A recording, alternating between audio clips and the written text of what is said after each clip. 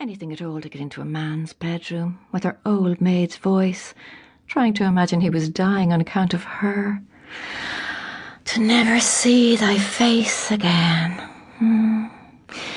Though he looked more like a man, with his beard a bit grown in the bed. Father was the same. Besides, I hate bandaging and dosing. When he cut his toe with a razor paring his corns, afraid he'd get blood poisoning. But if it was the thing I was sick, then we'd see what attention. Only, of course, the woman hides it, not to give all the trouble they do. Yes.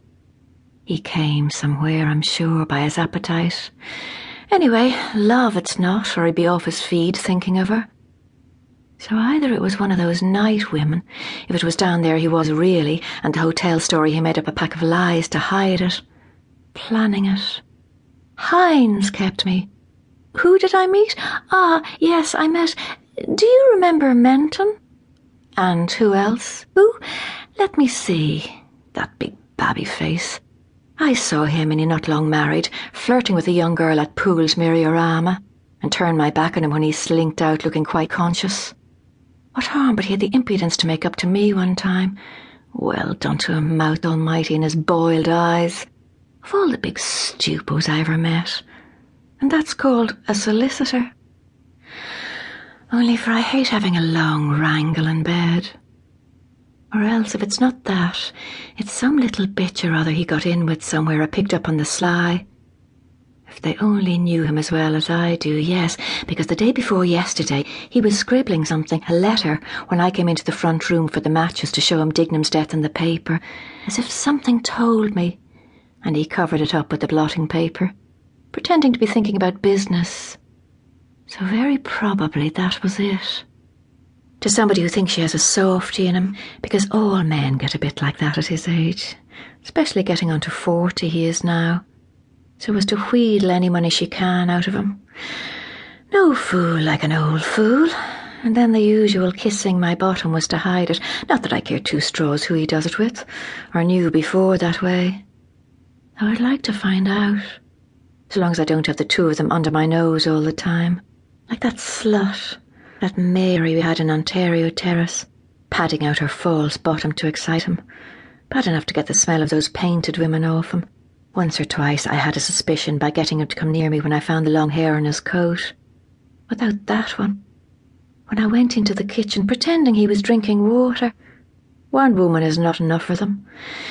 It was all his fault, of course, ruining servants, then proposing she could eat at our table, on Christmas if you please. Oh, no, thank you. Not in my house. Stealing my potatoes and the oysters 2 and 6 per dozen. Going out to see her aunt, if you please. Common robbery, so it was. But I was sure he had something on with that one. It takes me to find out a thing like that. He said, "You have no proof it was her." Proof? Oh, yes. Her aunt was very fond of oysters. But I told her what I thought of her, suggesting me to go out to be alone with her. I wouldn't lower myself to spy on them. The garters I found in her room the Friday she was out, that was enough for me. A little bit too much. I saw, too, that her face swelled up in her with temper when I gave her a week's notice. Better do without them altogether. Do out the rooms myself quicker. Only for the damn cooking and throwing out the dirt. I gave it to him anyhow. Either she or me leaves the house. I couldn't even touch him if I thought he was with a dirty, barefaced liar and sloven like that one, denying it up to my face, and singing about the place, in the WC too, because she knew she was too well off, yes, because he couldn't possibly do without it that long, so he must do it somewhere. And the last time he came on my bottom, when was it? The night boiling gave my hand a great squeeze, going along by the Tolka. In my hand there steals another. I just press the back of his like that with my thumb to squeeze back, singing, "The young May moon, she's beaming, love." Because he has an idea about him and me. He's not such a fool. He said, "I'm dining out and going to the Gaiety." Though I'm not going to give him the satisfaction in any case. Oh, God knows he's changed in a way, not to be always never wearing the same old hat. Unless I paid some nice-looking boy to do it, since I can't do it myself. A young boy would like me. I'd confuse him.